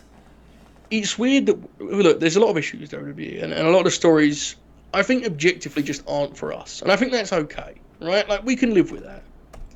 It seems like there's a lack of quality control, which I know I shouldn't be surprised, but in terms of in-ring production, WWE, I don't want to say they're good at it or great, but, like, they're pretty competent in that regard, you know, and, like, in terms of making sure these in-ring ends tie up, I think they've always been pretty good at that. I look at this show, and it goes back to my point about it being a finish problem, Jeremy. It's like, I didn't like the finish with Seth and Cesaro. I mean, the finish of Alexa and Shayna, I can't blame anyone for it. It's just, that's the story they're telling, for better or worse. The Charlotte finish was terrible, and you followed it immediately with that finish, the main event, and it's like, I don't know what this is for, because I don't know what's being achieved with it all, you know? I don't want to go in circles the whole thing. I think it's a real problem that they're trying to give, and it's been this way for a while. It reminds me of, remember when Asuka and Sasha had that great match, Extreme Rules, and they did, like, the WCW finish where Bayley was the referee and all that stuff? Mm-hmm. Dude, when you start booking finishes that make people forget the matches were good, like, I really think you need to, like, do better by these men and women. And sometimes it's more dramatic cases like Shayna and Alexa where we just go, what in the hell, you know, why are you doing this to these people? This is a case where these are two guys they love and they're pushing, and in the grand scheme of things, they've done a good job with Drew and Bobby, right? It's not like it's like a disaster, oh my god, they've killed them. But just with their constant kind of missteps over the same issues, they're lessening them in ways they don't have to. It's like unforced errors. It is frustrating, undoubtedly. I think obviously next is Bob and Kofi. That's which is cool. Yeah, that's what it seems like, because they're going to do Lashley and Kofi. And then I think it's a matter of, I think Drew wins Money in the Bank and goes back at Bob, unless they get Brock. Which is a big, that's a big elephant in the room. Yeah, Sean says Brock is imminent. It seemed like there was potential of him showing up last night if they were going to do Brock and Lashley. Obviously, that didn't happen. I don't know what they're doing with Brock, if he's gonna be there or not. Joseph and I were talking off air about, like, the SummerSlam card, and, like, on paper, sure, Roman and Cena, Seth and Edge. If you get Brock and Lashley, Becky will be involved. Maybe you do Sasha, Bianca too. It's like, all these are good matches, great matches, even, like, fresh matches. Some of them. It's like, I don't know if the stories are gonna be good. Because, let's be honest, WrestleMania, like, good matches. A lot of matches I was sort of excited for, but, like, not because of the story. It's just like, oh, man, that's a cool match. The matches will probably be good. But then I have no, like, what's been good coming out of WrestleMania? Again, the matches are good. Like, the pay-per-views are good. The talent works hard. I have no investment in any of these matches, and I have no investment like coming out of these matches. I'm just like, all right, they did the match. What are they gonna do next? Who really cares? I invested in stuff. It's just stuff that's on screen, Joseph. Like, it's just stuff that's on screen. I legit, like last night, oh, dude, I just listened to podcasts during this stuff. Last night I was on the watch along during SmackDown, and I hate to say this because I like a lot of the Roman stuff. During SmackDown, though, like, I listened to that Ruby Riott interview and just, like, transcribed that. Like, I don't... Ray and Roman, all right, cool. I just don't care about this stuff, man. I get that. This is becoming therapy again. I think what's interesting about our show is it was very much... it was on screen when that happened to me, right?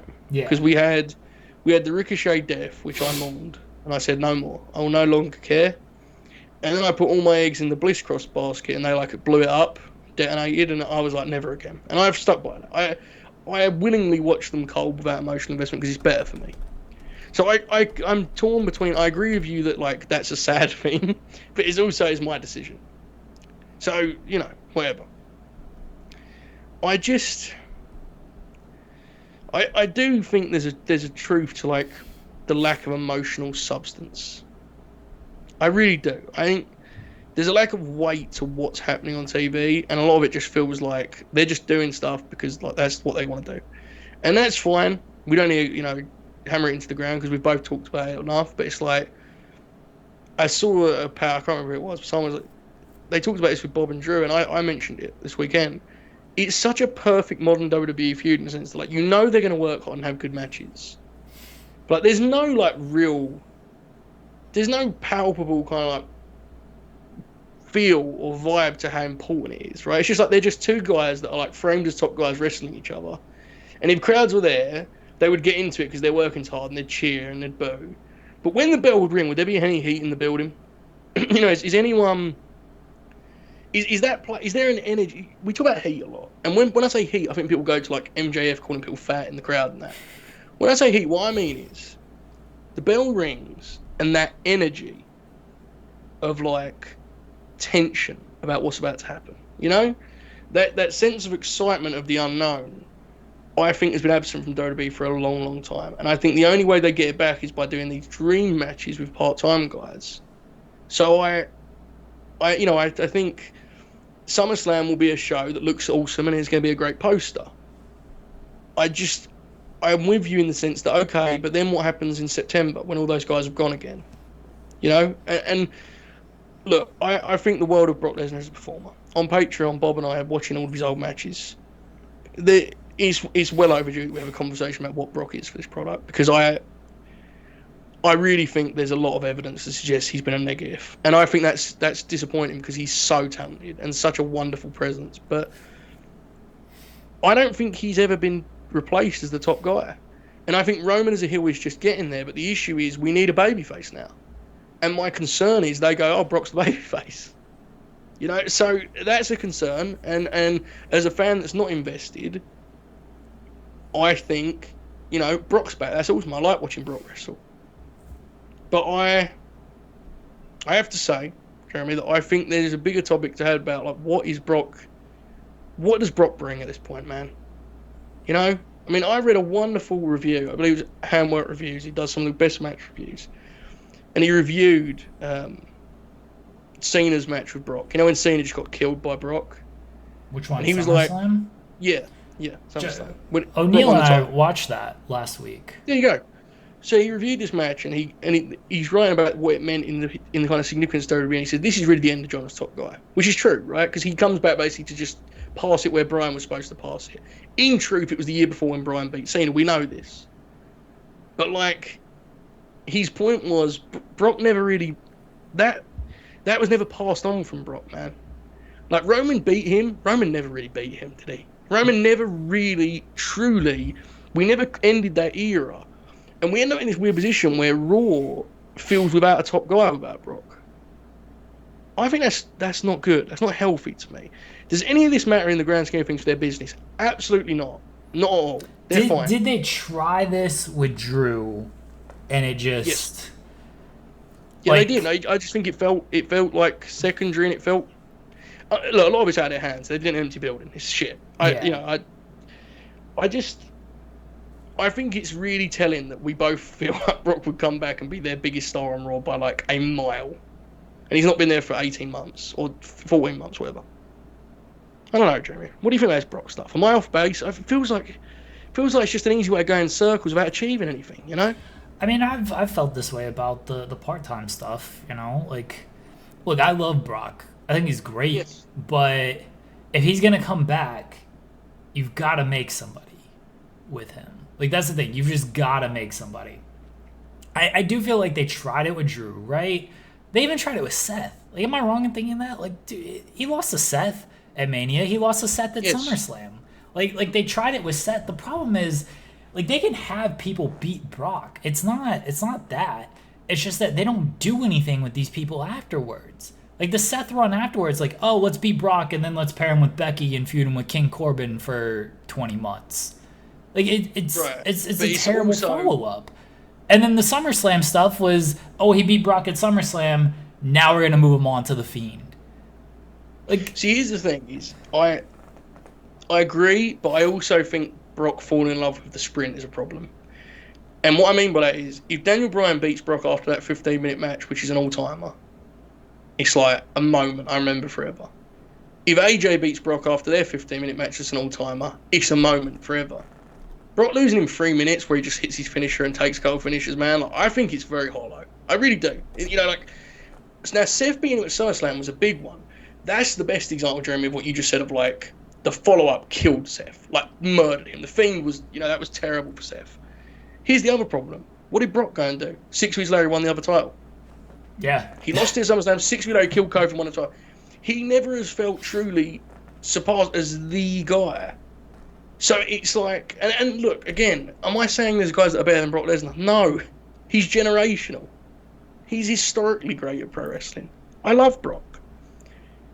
This feels like the ultimate papering over cracks, though. Brock just coming back and resuming his role as part-time WWE champion. You know? Like, is that the answer? I mean, look, I love Bob. He's 44. You know, Drew is obviously a guy they want to do stuff with. I don't know where that's going with Drew. I don't know if they're going to keep with that. You never can tell. But in a promotion that to me needs fresh faces and new stars, I really struggle to see what the benefit of Brock is. Because to me, he'll do another one of those things where he loses the belt in a 5-minute match that ultimately doesn't really do much of it for anyone. You know, it's just a thing they're doing. So, this was sad. He got sad. We started happy. He got sad. Joseph, overall, Hell in a Cell, good show that doesn't matter.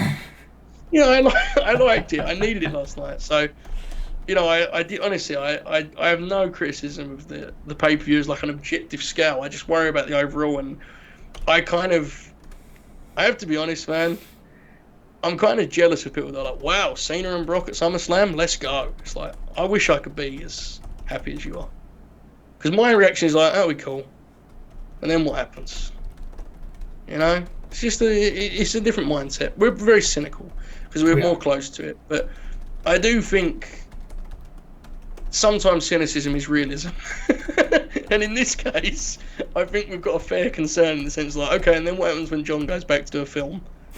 You know, and Roman goes back to feuding with... Roman stuff's been good. I ain't going to criticise that. But we'll see with the Brock thing, guys. I think it's worth tracking, though. Roman's gonna be there regardless. Like, yeah. And what I mean by that is, like, no matter what he does, like, he's made, right? Like, he doesn't need a Cena feud to be like, oh, this is the guy. Like, he's already that guy. And this is where I do wish, like, they had more foresight on stuff. It'd be like, Roman just doesn't need this thing. Make another guy in the SummerSlam main event by having them face Roman and having a good competitive match, and, you know, you elevate someone who's there full time, right? And then make another guy on the undercard by having them beat Cena. Like, that, you know, do Big E, heat up. I saw your tweet of, like, Big E needs, like, a signature win at SummerSlam. Dude, I'm worried Big E ain't even getting on this SummerSlam card. Like, maybe he does. I don't know what their booking process is. They don't either. But right now, it's like, can you pick a match for Big E at SummerSlam? Well, this is the problem. When I say signature win, you have to go outside. It's someone like Goldberg. Yeah, cool. You know, and that's the issue. There's not a signature win on the full-time on the full-time roster, is there? And that's where you get in. But we know all this stuff. Look, I will say this much: I think if Brock comes back and faces Roman, and like he's the babyface that Roman loses to, I think they should just cease operations, just end. I know Bob O'Neill would like it, but holy shit, imagine they're booking matches for Raw Dream. I don't know if you've seen this. Yeah, I saw AJ. It's a bunch of Money in the Bank qualifiers. Sure, it's like, all right, we've done Hell in a Cell. Time to do Money in the Bank now. It's like you're coming out of Hell in a Cell, then you're doing Ricochet and AJ. You're doing Orton and Morrison and Money in the Bank qualifiers. Just guys who aren't even on Hell in a Cell. It's like, does Hell in a Cell matter? Just happened, and now, all right, on to the next pay-per-view. Let's book this cycle of stuff. That's all we're doing. Their pay-per-views are different now, though, right? Like the pay-per-views are very much transitioning to just being like a handful of matches that represent the stuff within on TV. It isn't like these are the stories we're telling this month. It's very much like here's like 6 of the things we're doing in 20-minute matches. So I will say, Jeremy, I'm not a scoopster. What was Sean's like official scoop stuff that's reported, not shared privately, about Ray and Roman being moved? I don't know if there like really was like an official. Okay, just like they did it. Yeah. Yeah. I think it's very interesting, the idea of Fox and SmackDown just being like, we're just gonna do these matches on TV. And I wonder what it means. That's legitimately what I think it was, right? Like, why else are they doing that match? They're moving it 3 days before the pay-per-view, other than Fox just being like, hey, we need to pop over 2 million viewers. Let's do Roman and Ray and go from there. I mean, it's hard to argue that logic when they paid $1 billion, right? Sure. like Roman just on their show just does 4 weeks of promos for matches on Peacock. Like, you don't really, but that's when you get into the whole like wrestling now has changed. And as a fan, it frustrated me because I wanted to watch Ray and Roman do like a 20-minute match on pay-per-view, 15-minute match on pay-per-view. But instead, I got the TV, which felt it just was jarring. That's all. It was fine. I liked the match, but it was a bit jarring. But yeah, Raw looks like it's got some cool matches, I guess. Sure. Drew I'm and not Riddle. Watching any of this shit. Fair. Not watching. Drew and Riddle, have they ever wrestled? Did they do stuff in Evolve? Probably not. Maybe in Evolve. Maybe. Like I'm sure these matches. I would say these matches are going to be good, and I'm sure they will be. Like, there shouldn't be any distraction shit. Like, AJ can beat Ricochet clean, right? Like, the problem is I'm worried that like Ricochet is going to win because it's a ladder match, and it's like, oh, okay, well, you got to protect AJ, so let's do a distraction roll up, and the Viking Raiders get involved, and Ricochet gets distraction roll up and beats AJ. Orton and Morrison, again, you're assuming that Morrison is winning. I mean, that Orton's winning. You can beat Morrison clean with an RKO. But again, ladder match. Maybe Orton just loses by distraction roll up because New Day gets involved, and they want Morrison in the ladder match. Same with Riddle and Drew. Like they probably want to protect Riddle. We all think kind of Drew's like winning this, right? To get into Money in the Bank. I think so. Yeah, but I think the biggest topic is, to me, it's like Drew's not a lot, but he feels very likely. I have no idea who's winning the women's Money in the Bank. Like, that match to me is like, I have absolutely no idea even the contenders are for that match. Do you?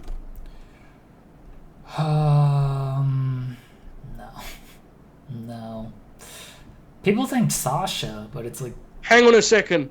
Hold the phone. Joel Pearl is saying that Bliss Cross are tag teaming tonight. Folks! The Fed is back. Folks! The power is back in New York. It's back. Folks, hold the phone, Jeremy. Jeremy, guide the show for a minute. I'm reading it. Yes, Bliss Cross is back. It's a tag team, and they're facing Nia Jax and Shayna Baszler. Here we go, Joseph. Oh, baby. We're back. I'm sure this will go well. Nikki's losing. Great. Is she? Like, they don't care about Nia Jax and Shayna Baszler. Dude, they don't want Alexa in that match, and they don't want to pin Alexa, so Nikki's going to have to get pinned. It's fine. Nikki will willingly do so. Nikki knows that she had a good run. It's fine. Oh well, we can at least get a good couple of hours of bits out of this, can't we? We need cold opens. We can do cold. We can maybe. I mean, we got a bunch of cold opens planned. We do. Yeah. It does feel like this could be a big opportunity, though, right? Yeah. Like me being like, man, I think I want to get back in the women's tag title scene. You know. But we can probably delay the Jack one. I think people know the Jack one by now if they follow us on Twitter. Like, we can delay that one. Sure do. Jack's running that thing every minute. Every time I log on, he's talking about Karrion Kross. It's going to rule so much when Cross comes up. Just 101 quote tweets about he's good, actually, and all this bullshit. Look, man, I'm fired up. I'm fired up for this, folks. Nikki Cross is a great big fucking loser. She's just going to lose clean, but it's going to rule so much. The match is going to rule. Anything else, Joel? I've got 4 matches listed here. Asuka and Naomi versus Eva and Piper. Oh, Jesus Christ. Well, that sounds like alarm bells for Asuka and Naomi, right? Yeah. Because I don't know if Eva's getting in the ring, and I don't think Piper's losing. Sorry to hear that. Did they announce Piper? No, just her partner. Just Eva and her partner. That rules so much.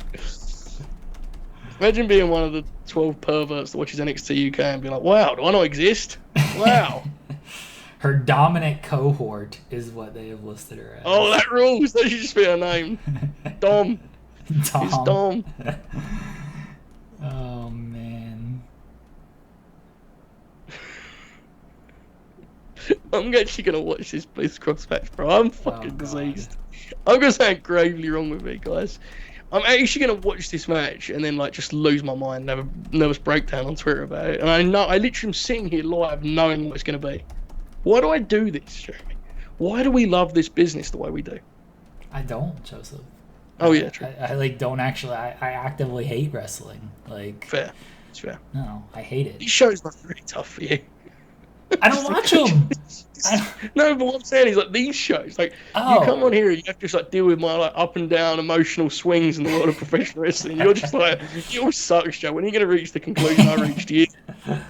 I just got fired up about a Bliss Cross tag that I know the result of and I know will be shit. That's where I'm at in my life. Take the hollow victories where you can, Jeremy. That's what I'm saying. There are no victories. There are no victories. I do want to talk about this MMA match. Let me finish this post. I do want to talk about this MMA match. I'm still watching Elevation, but I will take time to watch Bliss Cross. Because I know what's right and wrong. I know... Listen. How many DMs have I got about this? Oh. Good God. The Confirmed Shoot man just messaged it to me and said they're openly dunking on you now. I didn't take it that way, Confirmed Shoot. I took it as a tribute to me. Nikki Cross is back on television, at least. That's good. I'm sure this will go swimmingly. She's been back on television, Joseph. It doesn't count. She's been winning matches. She beat Charlotte Flair. She beat Rhea Ripley. I think she beat other people. I don't know. I don't actually watch. But Jeremy Lambert. What? If the dominant cohort defeats both Naomi and Asuka in one fell swoop, the only image you need is, the Charles Barkley, we're going to start a dialogue? Yeah. That's all you need. We're going to start many dialogues if that happens. Twitter will be like war. And not Raw in 1997, I mean full-on fatalities taking place. The thing is on paper, you're right. These matches are fun on paper, right? Actually, yes. I'd look at this. If AEW put on this lineup, I'd be like, oh man, this is a big show for AEW. For Raw, it's all right, that's a distraction finish. That's a distraction finish. People are going to be pissed about that one. This nonsense is going to happen in this match, and that's a distraction finish. That's what I'm looking at.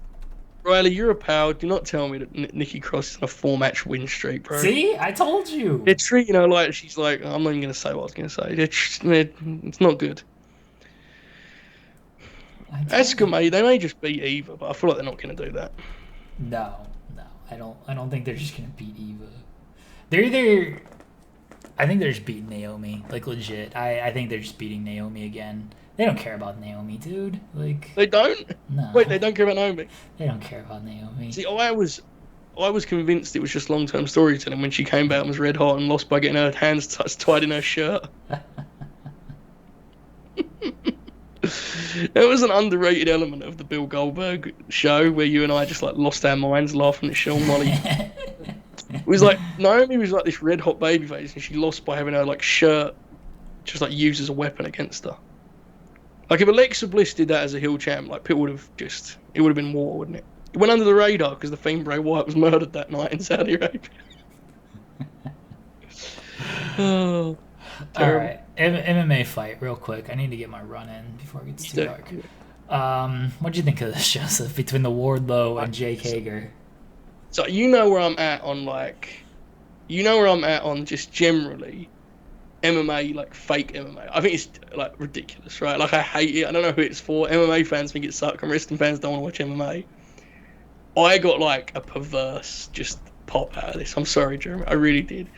I thought the presentation was outrageously strong for what the match was going to be. Like it popped me so much. The strikes were all-timers. I will say this, and I mean this sincerely. While most of my enjoyment was like somewhat ironic, I thought it was entertaining. I really did. I saw some people being like, "This is boring." It never bored me because I was always popping. I was always popping at something. I did like that in the second round. Wardlow was just like, "Fuck this shit! I'm gonna do Hurricane Ranas." Because I like the idea that pro wrestling is like a fight. It's in that universe. It's a fighting style, right? So he was like, "I'm gonna just do this. I'm better at this stuff than the Jake Hager man." I thought it was so dynamite that they opened with that, and then like 10 minutes later, you would never have known it happened. Like they just do stuff, and like, anyway, here's Brock Anderson. They do in 2 hours. They do like 4 different shows. Like, pick what bit do you like? I had fun with it. I get why people hated it. As someone that watches MMA, I think that gave me like 2 different enjoyments of it. One of them was ironic, and the other one was just like, this is what they did. They did a sincere MMA production with a very like insincere MMA fight, which popped me. But there you go. I love the production aspect of it. I thought, yeah, I like if you're gonna do that shit, like do that shit, right? Like this is what I'm talking about with the Bliss stuff. Like go all in with that. As far as the fight, Gisberto was in our Skype chat, and he's like, I don't watch MMA. Is this good? And I'm like, it looks like 2 amateur dudes in a fight that, you know, you'd watch. I was like, so yeah, it's pretty realistic. Like, honestly, like, dude, let's be honest about like what Hager actually is as a fighter. Exactly. Like, yes. he's not good or anything. And then Wardlow, like, he's not gonna fight. So yeah, it just looked like, dude, I've been to Bellator events. Like some of those prelim fights, I imagine nobody watches prelim Bellator fights. The like, local guys. Yeah, right? yeah. It looks like they literally just went to the local bar the night before and was like, hey, we're running a show tomorrow. You guys want to fight on our YouTube service and get paid $500? Like, yeah, sure. Like, especially heavyweights, too. Like, especially. Yeah. Just god-awful shit. So, honestly, like, I thought it was pretty realistic when it comes to that. I had fun with it. Yeah. I really did. It was anybody expecting like, oh, this is like just, you know, it wasn't like Joe. Yeah, Northwood said heavyweights gassed in 3 minutes, most realistic thing ever. Exactly. Like, you know, they weren't trying to do like, I don't feel like they were trying to do like fake MMA wrestling. I feel like they were trying to just go out there and do like just bad MMA. And that's exactly what it was. And I feel like it worked. The Hurricane Rana thing, like, all right, come on now. That was when it got like too tongue in cheek for me, like too just okay. And then the finish was fantastic, and then I love the post match brawl. Like Sean said in our Skype chat, he's like, "Oh my God, it's AEW Nashville," and I was like, "Yeah, sometimes these things happen in AEW." Sammy Guevara's Mayhem Miller. Yeah, exactly. Like, I thought that shit was great, honestly. Like, I thought it was just fun and stupid and whatever. Like, if you took that serious, I don't know what to tell you. I agree, but I just think, like, they're at a point with me. Oh, God, Meltzer says Crossy's fighting Shelton. What, unlike the in a dark match? Yeah, on main event. Why? Why does Shelton have to go through this? Anyway. He'll make him look halfway decent. Dude, you know Vince has never watched NXT. Like, that's why these guys are doing these dark matches, right? Dude, like, Vince doesn't know. There, bro. Paul is fucked, isn't he? Vince legitimately, like, he probably just went to Paul and he was like, who are your champions? And he's like, I got Bronson Reed and I got Cross. He's like, bring him up for a dark match so I can get a look at him. Like it's the OVW. Yeah. And Paul's like, Vince, we're on USA every week. Like, you can just... Why? We just had a takeover event with these guys. Like, just bring them up. Let me see them in the Thunderdome. Let me see what they've got. Like, that's legitimately how this shit goes. Like, Yes. you know it is. Dude, Keith Lee was the perfect example. He was a double champ, and he came out and Vince was like, don't like this, we changed that. Yeah. We were like... The thing, honestly... This is not the place to put such a bold prediction. We're an hour and 44 into a review that went everywhere. But here's the thing. In 10 years, Triple H is more likely to be retired completely than he is to be running that promotion. I believe that in my heart, bro. And he's equally likely to be running like a promotion with Gabe Sapolsky out of Philadelphia and trying their best to make ends meet. I'm telling you, bro.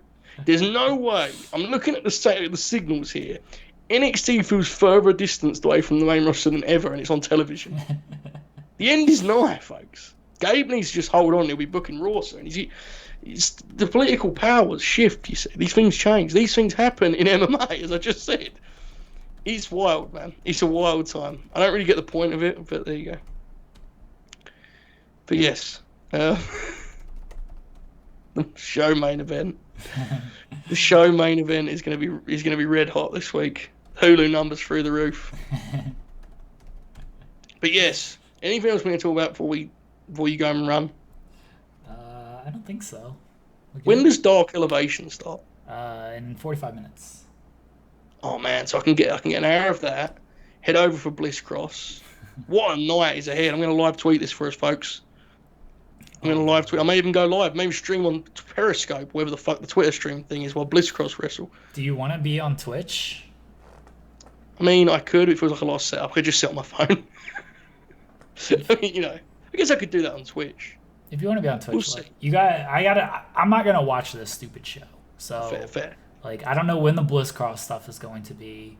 Same. But I'll set you up on Twitch. Feels like the match is going approximately 4 minutes, so it may not be worth to like actually get on Yeah. Twitch and set everything up. Fair. Also, a very good chance that I like start crying live on Twitch, which feels like we shouldn't. Are you guys doing? This is a good question. Are you guys doing the viewers' choice matches next week or Dynamite?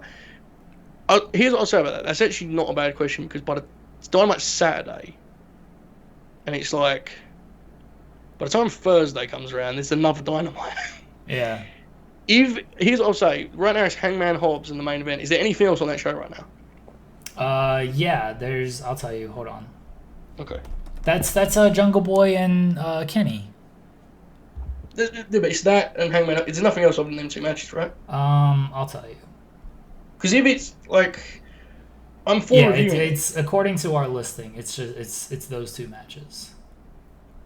If the other stuff has got like meat on the bone and it's legit feels like a Clash of Champions style special, we can review that. I think it's actually pretty worth doing. It's a big show, isn't it? But Yeah. we'll see. I'll see what it looks like. If not, we'll just do the matches. I've got them all listed anyway, and I'll tweet that at the list. So we'll see. I'm getting the shot as well, the gimmick shot on like Sunday, so I could just like not be around. I don't know. I'm pretty convinced, Trevor, that's gonna like kill me for a week. Like just the way my body works. Like I'm at a point mentally where I've convinced myself. People go to me, they go, "Had the shot, man. My arm hurt for like 2 hours." I'm like, "Well, I'll be out for a week." The first one, like, you know, like the first one, it was just a little bit of fatigue and an arm hurt. Right. The second one is like the one that can really fuck you up. You don't get what I'm going to do when armed with a little bit of fatigue in the arm. You'll be like, but maybe I should just never stream again. Just lay here, and like accept my fate. So we'll see. Just what I'm saying is be wary. There may not be any show on Monday. It may just be Jeremy sitting here and being like, anyway, then Jungle Boy, and then. No, look, I'm not doing that shit. If you don't do a show on Monday, I will play video games or something on Monday, or just not stream at all. Like that's what I will do on Monday. We'll see though, right? We'll see how it goes. Yeah. So I think there's a chance we do it. There's a chance we don't. We'll see what happens. But this has been a positive show in the end because Bliss Cross. Yes. What Right? This will go well. All right, so here's the schedule upcoming, I believe. Oh, yes. Booty Pro tomorrow, right? Yes, we need to go. I need to watch England because, it's the rules. So what time are we doing Booty Pro tomorrow? So England are on at our usual start time, I believe. 3? Which is 3 p.m. Eastern time. Okay. So we could either go 2 hours early or we could go after the game at 5. The problem with after is you have power, right? Yeah, unfortunately. I'd rather do 2 hours earlier is better. We'll do 1. So 1 p.m. Eastern time, right? Yeah. Do like hour and 45, and then I'll hop because I just, it's the rules, man. I'm sorry, I've got to watch that shit. I've got to suffer for it. It's the last sporting adventure I'll go on. So doing that, Thursday the flagship, and we're back with the post show. Friday, I don't know yet. Like, we could double up on. All I know is that we're doing Saturday, right? Because we're going to do. Or is it Saturday or Sunday we want to do for the? It can be either one. It's honestly it's either one you want to do. It's going to be at 6 probably regardless. The UFC this weekend isn't that big. I don't know if there's any other thing going on Saturday night. Okay. Would you like to do a Clash? Big pipe. Clash, right? Clash, yeah. I feel like let's just do Sunday. Like, we'll do the one. We'll do it's June Clash. We'll do the one with Hollywood Blondes versus Arn and Flair. Let's do that one. That's a June Clash, right? Okay. So we can lock that in. That'll be at what time did you say? 6 p.m. Eastern time. Yeah, 6. Okay, so there's Brits a little bit of a late night. We're in bed by 1. That's not too bad. That's the week, I believe. I'm going to record a Brock in time with Bob for Patreon this week. So there's stuff going on. We're back where we need to be, folks. We're back. There you go. All right, everybody. Let's get do it. Let's see who we can rate. Everybody enjoy Raw tonight. If you actually watch that, Bliss Cross, baby. Let's go. Joel Pearl is DMing me, telling me to raid Marty the Moth. I like Marty the Moth, so maybe. Bliss Cross. No, Joel Pearl. Cabana's playing NHL '94, man. He rolls. Yeah, Cabana's playing some hockey. He makes tremendous cameos on Ethan Page's blogs. He's so funny on those things, bro. Like packing Tanner in a cardboard box as his carry-on for the plane. It's outrageous stuff. Tremendous. Aiden Chris, thanks for the follow. We're about to wrap up, but we appreciate you following. We'll rate Cabana since he's playing some hockey, and we enjoy the hockey. Is he done, or is he just starting? I don't know. Let's see. It would rule if he was just actually playing hockey and had a camera set up and it's just him on his own, just guiding around. Looks like he's playing. All right, tell Cabana and we said hi. Got a nice story out of him stealing rolls of tape and thinking he lost his New Japan job from Talking Shop. Did you listen to that Talking Shop with Cabana, Joseph? My brother listened to it and said it's great. Dude, listen, we're getting out of here. I have doomed my brother. I've got him into wrestling, and he goes to me, "You listen to Talkies Jericho, Billy Corgan?" I was like, I don't know how to tell you this, pal, but I would never listen to that. I don't know why you're listening to it. So yeah, he's listening to it. He says it's great. I'll listen at some point. Tell your brother to DM me timestamps so I don't have to listen to this shit. Okay, it's a side gig. Okay. Yeah. By the way, the Gallows and Anderson are back in New Japan, and I just saw that FTR would like to wrestle them again in Tokyo. So. Maybe we can. There you go. I assume you have enough pull to make this happen. AEW Dynamite main event winner plus Joe Hulbert Twitter follower, the Machine Gun Carl Anderson. How pumped were you where Machine Gun Carl Anderson and Eddie Kingston wrestling in the Dynamite main event this past week? European uppercuts, chops. Dude, Eddie's so good. Let's not get into that. I'll be here for another hour. I like that match. I love the 6-man. They've breathed life into the 6-man for me. It's like Shield vibes, Very fun. Yeah. All right, everybody. We're going to rate Cabana. Tell him I said hi. Hopefully he's doing well. Again, we will be back tomorrow, 1 Eastern, Booty Pro Wrestling. Enjoy Raw if you watch that shit. Enjoy whatever else you're going to watch if you don't watch Raw. Take a nap, sleep. It's better than watching Raw. Y'all have a good night.